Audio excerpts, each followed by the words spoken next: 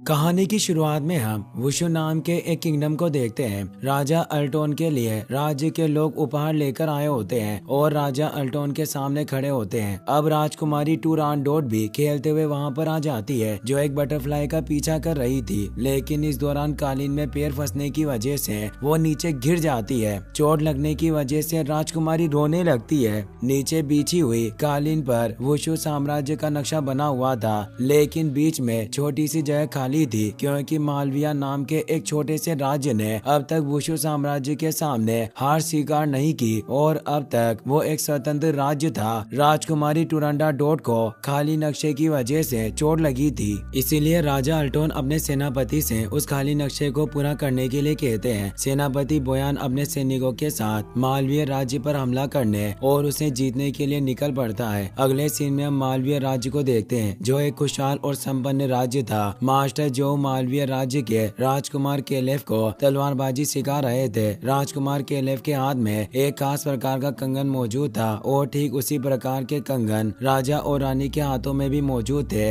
ये तीनों कंगन कोई नॉर्मल कंगन नहीं, बल्कि जादुई और कर्ज वाले कंगन थे। उन तीनों कंगन को एक साथ पहनने के बाद उसे पहनने वाले इंसान को बहुत सी शक्तियाँ मिलती थी, लेकिन साथ ही इंसान श्रापित भी हो जाता था और ये कंगन उनके परिवार को विरासत में मिले। कुछ समय में ही सेनापति बोयान अपने सैनिकों के साथ मालवीय राज्य के पास पहुंच जाता है और वो मालवीय राज्य पर हमला कर देते हैं। मालवीय राज्य को हमले के बारे में कुछ भी पता नहीं था और न ही उन्होंने युद्ध की कोई तैयारी की थी, इसीलिए जंग में राज्य के सैनिक और बहुत सारे लोग मारे जाते हैं। इस युद्ध में मालवीय राज्य के राजा और रानी की भी डेथ हो जाती है, लेकिन मास्टर जो राजकुमार केलेफ को लेकर वहाँ से निकलने में कामयाब हो जाते हैं और अपने राज्य वुशु वापस आ जाते हैं। मास्टर जो की पत्नी और बेटी लियो केलेफ से मिलकर बहुत खुश होती है। मास्टर जो अब राजकुमार केलेफ की सच्चाई छुपाने के लिए उनका नाम बदलकर नील रख देते हैं और अब राजकुमार मास्टर जो और उनकी फैमिली के साथ ही रहने लगता है। वहीं दूसरी तरफ राजमहल में राजकुमारी टूरानडोट का बर्थडे सेलिब्रेट किया जा रहा था और इस मौके पर आसमान में कई अनोखे प्रकार के फायरवर्क्स जलाए जाते हैं। राजकुमारी टूरानडोट को बर्थडे पर बहुत सारे बर्थडे गिफ्ट्स मिलते हैं और उनमें से एक वो तीनों जादुई कंगन भी थे, जो कभी राजकुमार केलेफ और उनके मोम डैड के हुआ करते थे। राजकुमारी उन तीनों सुनहरे कंगन को देखकर काफी खुश होती है और उनमें से दो कंगन को वो खुद पहन लेती है और तीसरे कंगन को वो अपने पिता को ले जाकर दिखाती है। महाराज अल्टोन जब उन सुनहरे कंगन को देखते हैं तो अनजाने में उन तीनों कंगन को राजकुमारी टूरानडोट के एक ही हाथ में पहना देते हैं। तीनों कंगन एक ही हाथ में पहनने के कुछ ही समय बाद तीनों कंगन के साथ राजकुमारी टूरानडोट भी श्रापित हो जाती है और हाथ में तेज दर्द होने के साथ ही उन्हें सब कुछ ब्लैक एंड व्हाइट दिखाई देने लगता है। राजकुमारी टूरानडोट को अब सभी लोग किसी स्केलेटन की तरह दिखाई दे रहे थे, जिससे वो काफी घबरा जाती है और बेहोश हो जाती है। महाराज अल्टोन अब एक ज्योतिषी को बुलाते हैं, जो महाराज अल्टोन को उन तीनों जादुई कंगनों की सच्चाई बताते हैं कि वो श्रापित है और वो तब तक राजकुमारी टूरानडोट का खून चूसते रहेंगे जब तक कि उनकी डेथ नहीं हो जाती। ज्योतिषी महाराज को यह भी बताता है कि उन्हें किसी भी तरह राजकुमारी टूरानडोट के 18 साल के होने से पहले ही उन तीनों कंगन को उतारना होगा, क्योंकि 18 साल की होने के बाद राजकुमारी टूरानडोट की डेथ हो जाएगी। राजकुमारी के हाथ में उन तीनों कंगन को उतारने के लिए 3 पहेलियों का जवाब देना होगा, जो सिर्फ राजकुमारी टूरानडोट से सच्चा प्यार करने वाला ही कर सकता है। अब महाराज अल्टोन राजकुमारी टूरानडोट को दुखी देकर उन्हें खुश करने के लिए वापस से आसमान में अलग अलग तरह के पटाखे जलवाते हैं, लेकिन इसका कोई भी फायदा नहीं होता, क्योंकि राजकुमारी टूरानडोट को वो सभी ब्लैक एंड व्हाइट ही दिखाई दे रहा था। लेकिन वहीं दूसरी तरफ नील और लियो आतिशबाजी देखकर काफी खुश हो रहे थे। अब देखते देखते समय बीता जाता है। नील काफी बड़ा हो जाता है, लेकिन उसे अभी भी पटाखे जलाने का बहुत शौक था, इसीलिए वो खुद से बेहतर तरीके के पटाखे बनाने की कोशिश कर रहा था।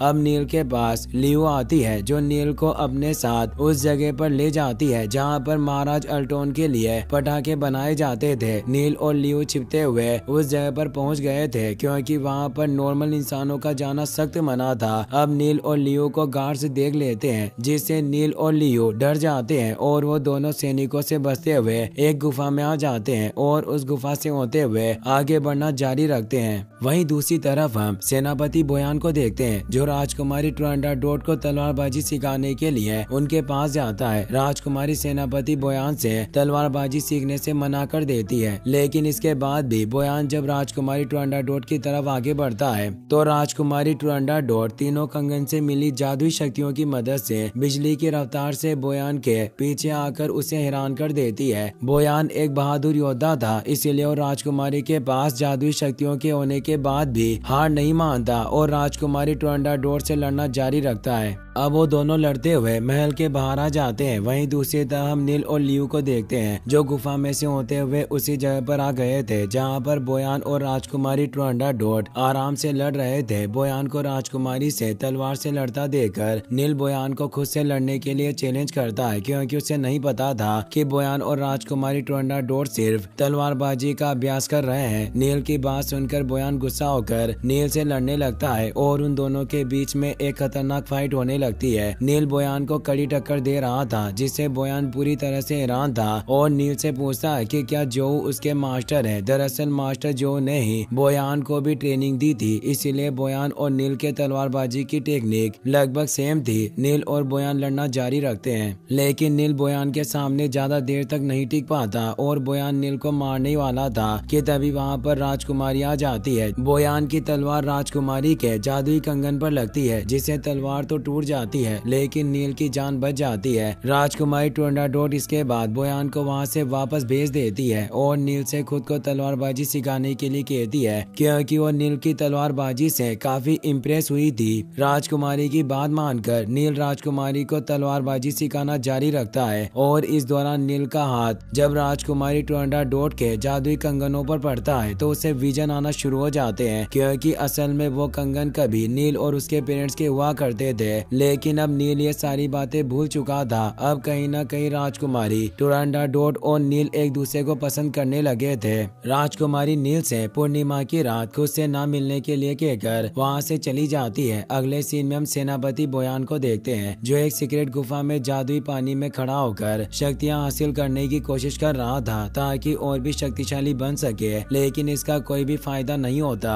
अब ज्योतिषी सेनापति बोयान को राजकुमारी ट्रुआंडाडोट से शादी करने की सलाह देता है, जिससे बोयान काफी शक्तिशाली बन सकता था और पूरा वुशु साम्राज्य उसका हो जाएगा। अगले सीन में हम नील को देखते हैं जो पूर्णिमा की रात राजकुमारी ट्रुआंडाडोट के मना करने के बावजूद भी उनसे मिलने के लिए जाता है। नील जब राजकुमारी ट्रुआंडाडोट के कमरे में पहुंचता है तो देखता है कि राजकुमारी ट्रुआंडाडोट बंदी हुई थी। नील राजकुमारी को बंधा देखकर उन्हें खोलने लगता है, लेकिन राजकुमारी उसे ऐसा करने से मना करती है, क्योंकि जादुई कंगनों के कर्ज की वजह से वो पूर्णिमा की रात खुद पर से काबू खो देती थी और इस दौरान वो किसी के ऊपर हमला न करे इसीलिए खुद को बांध कर रखती थी। नील राजकुमारी की बातों पर ज्यादा ध्यान नहीं देता और उन्हें खोलकर आजाद कर देता है। आजाद होते ही राजकुमारी नील के ऊपर अटैक कर देती है, लेकिन इससे पहले कि वो नील को मारती वो किसी तरह खुद को कंट्रोल करती है और नील को जल्द से जल्द वहाँ से चले जाने के लिए कहती। राजकुमार ट्रुआंडाडोट का ये रूप देखकर नील वहाँ से चला जाता है। अगले दिन राजकुमारी ट्रुआंडाडोट के पिता महाराज अल्टोन राजकुमारी के पास आते हैं और उन्हें बताते हैं कि लोंगफू राज्य के राजकुमार उसे देखने के लिए आने वाले हैं, इसलिए राजकुमारी तैयार हो जाए। राजकुमारी ट्रुआंडाडोट लोंगफू राज्य का नाम सुनकर पूरी तरह से हैरान होती है और अपने पिता महाराज अल्टोन को याद दिलाती है कि लोंगफू राज्य के राजकुमार का छोटा भाई तो उसकी वजह से मारा गया था और अब वहाँ के राजकुमार उसे देखने के लिए आने वाले हैं। राजकुमारी को शक था कि कुछ तो गड़बड़ जरूर है, लेकिन महाराज अल्टोन राजकुमारी की बातों पर ज्यादा ध्यान नहीं देते और उन्हें रेडी होने के लिए बोलकर वहाँ से चले जाते हैं। अगले सीन में हम लोंगफू राज्य के राजकुमार को अपने लोगों के साथ राज्य के शहरों से होते हुए राजमहल की तरफ बढ़ते हुए देखते हैं, लेकिन इस दौरान लियू और उसका एक दोस्त साथ मिलकर राजकुमार का कीमती खंजर चुरा लेते हैं और वहाँ से भागने लगते हैं। अब राजकुमार भी अपने सैनिकों के साथ लियू और उसके साथी का पीछा करने लगते हैं। इस दौरान बाजार में काफी तोड़फोड़ होती है और लियू और उसका साथी अब भी राजकुमार और सैनिकों से बचकर भाग रहे थे। लियू और उसके साथी का पीछा करने के दौरान एक लकड़ी से बना टावर राजकुमार के ऊपर गिरने लगता है, लेकिन सही समय पर आकर नील राजकुमार को बचा लेता है। नील इसके बाद लियू और उसके साथी से चुराया हुआ सामान भी लेकर राजकुमार को वापस कर देता है। राजकुमार ये देखकर बहुत खुश होता है और नील को अपना भाई बना लेता है। जल्दी राजकुमार और नील के बीच में एक अच्छी बॉन्डिंग बन जाती है। अगले दिन राजकुमार जब राजकुमारी टोरंटाडोर से मिलकर उन्हें देखने जाता है तो मौका पाकर अपने खंजर से राजकुमारी के ऊपर हमला कर देता है, लेकिन राजकुमारी टोरंटाडोर अपनी शक्तियों की मदद से बड़ी आसानी से राजकुमार के हमले से बच जाती है। अब राजकुमार को बंदी बना लिया जाता है। दरअसल राजकुमारी टोरंटाडोर को पहले से ही राजकुमार के ऊपर शक था कि कुछ तो गड़बड़ जरूर है, और वो बिल्कुल सही थी, क्योंकि राजकुमार वहां राजकुमारी टोरंटाडोर को मारकर अपने भाई की मौत का बदला लेने आया था। अगले दिन राजकुमार को महाराज अल्टोन और बाकी लोगों के सामने पेश किया जाता है, जहां पर महाराज अल्टोन राजकुमार को 3 पहेलियों का जवाब देने के लिए कहते हैं, और अगर राजकुमार ने तीनों पहेलियों का सही जवाब दे दिया तो उसे छोड़ दिया जाएगा, क्योंकि उन तीनों पहेलियों का सही जवाब सिर्फ वही दे सकता है जो राजकुमारी टोरंटाडोर से सच्चा प्यार करता है। राजकुमार सवालों का जवाब देने से साफ साफ मना कर देता है और इसके बदले मरना पसंद करता है। नील ये सब देखकर खुद राजकुमार के बदले पहेलियों का जवाब देने की बात करता है, क्योंकि राजकुमार ने नील को अपना भाई बनाया था और नील अपने भाई को इस तरह मरने नहीं दे सकता था। लियू जब ये देखती है कि नील राजकुमार के बदले पहेलियों का जवाब देने जा रहा है तो नील को ऐसा करने से रोकने की कोशिश करती है, क्योंकि अगर नील ने गलत जवाब दिया तो राजकुमार के साथ ही उसे भी मार दिया जाएगा। नील लियू की बातों पर ध्यान नहीं देता, क्योंकि वो तो सिर्फ राजकुमार को बचाना चाहता था। अब हर सवाल के लिए एक दिन तय किया जाता है। इस प्रकार अगले 3 दिनों में नील से 3 सवाल पूछे जाएंगे और गलत जवाब देने पर उसे मार दिया जाएगा। अगले दिन सभी लोग एक बार फिर से एक जगह पर इकट्ठा होते हैं, जहां पर राजकुमारी टोरंटाडोर और महाराज अल्टोन भी मौजूद थे और नील उन सभी के बीच में बैठा हुआ था। अब राजकुमारी टोरंटाडोर नील के पास आती है और नील से पहला सवाल पूछती है कि ऐसी क्या चीज है जो अंधेरे में बनती है और उजाले में मर जाती है। नील जब अपनी आंखें बंद करके इस सवाल का जवाब ढूंढने की कोशिश करता है तो उसे एक विजन आता है, जिसमें वो देखता है कि उसकी मां नजर आ रही थी जो एक कमरे में जाती है। ये वही समय था जब सेनापति बोयान ने मालविया राज्य के ऊपर हमला किया था। नील देखता है कि उसकी माँ उसके पिता यानी कि मालविया के महाराज को वो तीनों जादुई कंगन पहनने के लिए कहती है, ताकि वो दुश्मनों का सामना कर सके। पहले तो महाराज उन कंगन को पहनने से साफ साफ मना कर देते हैं, लेकिन रानी के बार कहने पर महाराज उन तीनों कंगन को एक साथ एक ही हाथ में पहन लेते हैं, जिसके बाद वो पहले से काफी ज्यादा पावरफुल बन जाते हैं और दुश्मनों को मारना शुरू कर देते हैं। अब नील वापस से होश में आ जाता है और अब उसका जवाब देने का समय भी खत्म हो गया था, इसीलिए उसे खोलते हुए तेल में डालकर मारने के लिए ले जाया जाने लगता है। लियू ये देखकर अपने पिता से किसी भी तरह नील को बचाने के लिए रिक्वेस्ट करती है, लेकिन मास्टर जो अब चाहकर भी कुछ नहीं कर सकते थे। अब नील को एक बार फिर से विजन आना शुरू हो जाता है, जिसमें वो देखता है कि उसकी मॉम उसे मास्टर जो के साथ जाने के लिए कह रही होती है और नील को बताती है कि वो उसकी आखिरी उम्मीद है। अब नील की आंखें खुल जाती है और वो जवाब देता है कि इस पहेली का जवाब उम्मीद है। नील के इस जवाब से राजकुमारी टोरंटाडोर का एक कंगन टूट जाता है, जो इस बात का सबूत था कि नील का जवाब सही है, लेकिन लोगों को लगता है कि जवाब गलत है, इसीलिए उसे खोलते हुए तेल में गिराया जाने लगता है। मास्टर जो ये देखकर नील की मदद करने के लिए आगे आते हैं और नील को खोलते हुए तेल में गिरने से बचने में मदद करते हैं। अब राजकुमारी टोरंटाडोर इशारा दे देती है कि जवाब सही है, जिसके बाद नील को सही जवाब देने पर छोड़ दिया जाता है और खुशी में पटाखे जलाए जाते हैं। अब टूटे हुए कंगन के टुकड़े जब महाराजा को दिखाए जाते हैं तो वो बहुत खुश होते हैं और नील द्वारा तीनों सवालों के सही जवाब देने पर उनकी शादी राजकुमार टोरंटाडोर से करवाने की बात करते हैं। वहीं वहीं दूसरी तरफ हम बोयान को देखते हैं जिसके पास भी टूटे हुए कंगन का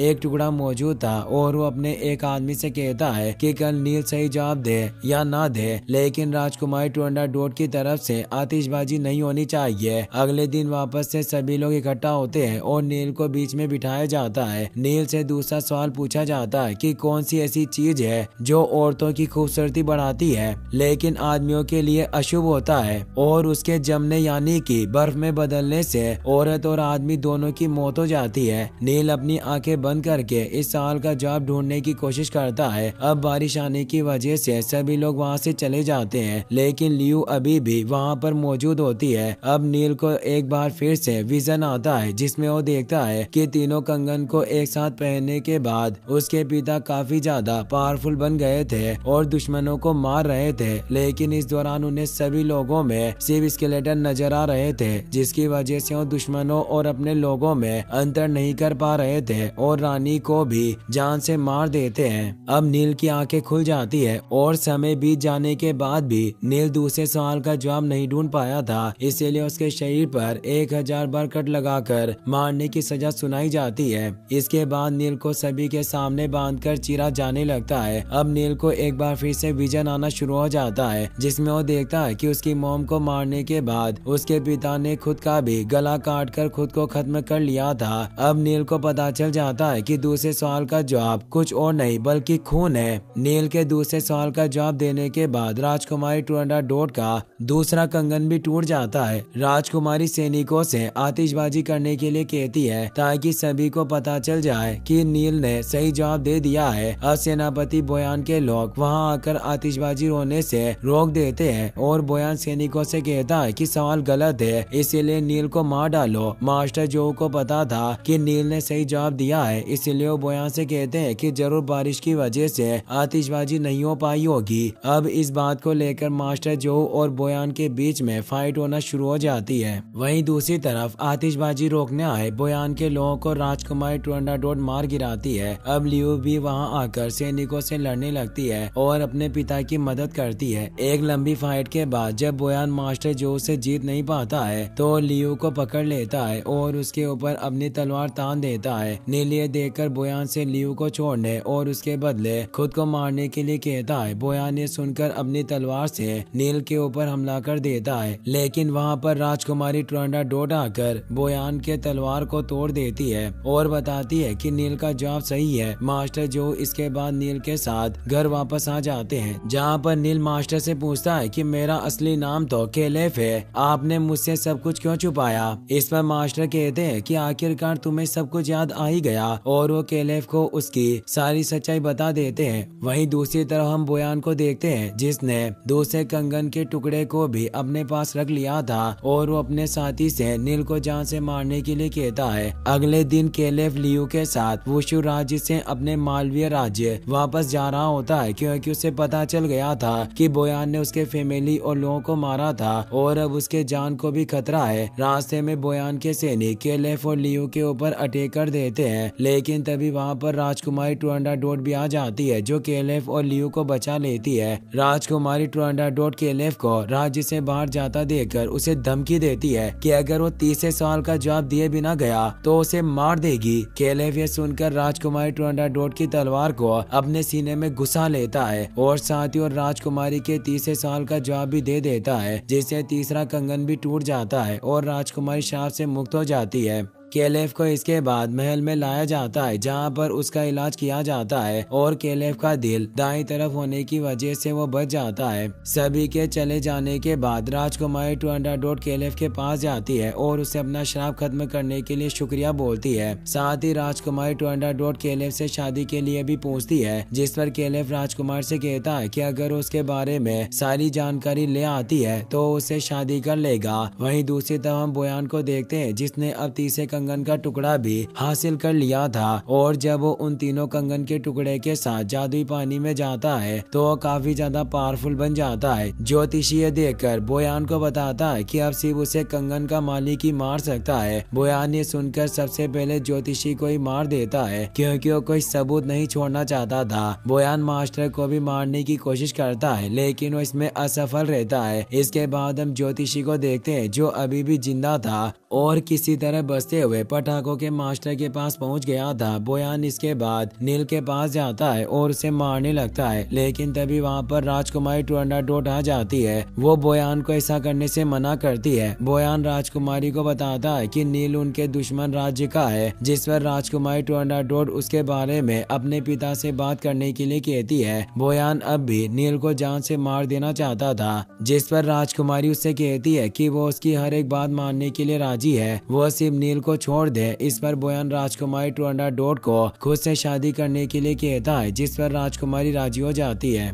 अगले दिन वो सभी राजा के सामने इकट्ठे होते हैं, जहाँ पर महाराज अल्टोन को भी केलेव की सच्चाई का पता चल गया था, इसीलिए वो केलेव को जान से मारने का आदेश दे देते हैं। लेकिन तभी वहाँ पर राजकुमारी टर्नाडोट अपने पिता को बताती है कि इसमें सारी गलती बोयान की है, क्योंकि उसने मालवीय राज्य से बात नहीं की थी, बल्कि सीधे मालवीय राज्य पर हमला कर दिया। अब वहाँ ज्योतिषी भी आ जाता है, जो बोयान की सच्चाई महाराज को बता देता है कि किस प्रकार बोयान ने मालवीय राज्य पर जाते ही हमला कर दिया था, जिसकी वजह से वहाँ के बहुत सारे लोग मारे गए। अपनी सच्चाई राजा के सामने आने के बाद बोयान बगावत पर उतर आता है और सैनिकों के साथ राजकुमारी और महाराज अल्टोन के ऊपर हमला कर देता है, जिससे वहाँ पर एक खतरनाक लड़ाई होना शुरू हो जाती है। बोयान के साथ फाइट के दौरान मास्टर मारे जाते हैं, क्योंकि अब बोयान काफी ज्यादा पावरफुल बन गया था। अब राजकुमारी टर्नाडोट केलेव के साथ वहाँ से भागकर एक गुफा के अंदर आ जाती है, जहाँ पर बहुत सारे पटाखे रखे हुए थे। बोयान भी उनका पीछा करते हुए गुफा के अंदर आ गया था, जिसकी वजह से वो लोग पटाखों की मदद से एक धमाका करते हैं, जिससे बोयान पत्थरों के नीचे दब जाता है। लेकिन अगले ही पल वो बाहर आ जाता है और उनके ऊपर हमला कर देता है। फाइट के दौरान राजकुमारी टर्नाडोट बुरी तरह से घायल हो जाती है। अब केलेव तलवार से बोयान के ऊपर हमला करता है, क्योंकि उस तलवार में राजकुमारी टर्नाडोट का खून लगा हुआ था, इसीलिए उस हमले में बोयान की मृत्यु हो जाती है, क्योंकि बोयान को तीनों कंगन का मालिक ही मार सकता था और राजकुमारी टर्नाडोट उन तीनों कंगन की मालिक थी। फाइट के दौरान घायल होने की वजह से राजकुमारी टर्नाडोट की भी डेथ हो जाती है, जिससे केलेव बहुत दुखी होता है, क्योंकि वो राजकुमारी से प्यार करता था। केलेव इसके बाद अपने राज्य मालविया वापस लौट जाता है और केलेव के जाने से लियो काफी दुखी और उदास थी। मालविया वापस आने पर केलेव को वहाँ का राजा बना दिया जाता है, जहाँ पर केलेव राजकुमारी टर्नाडोट की याद में आतिशबाजी करता है और अपने राज्य पर शासन करता है। और इसी के साथ ये मूवी यहीं पर खत्म हो जाती है। ऐसी और वीडियो देखने के लिए आप एंड स्क्रीन पर क्लिक करके वॉच कर सकते हैं। Take care, good bye.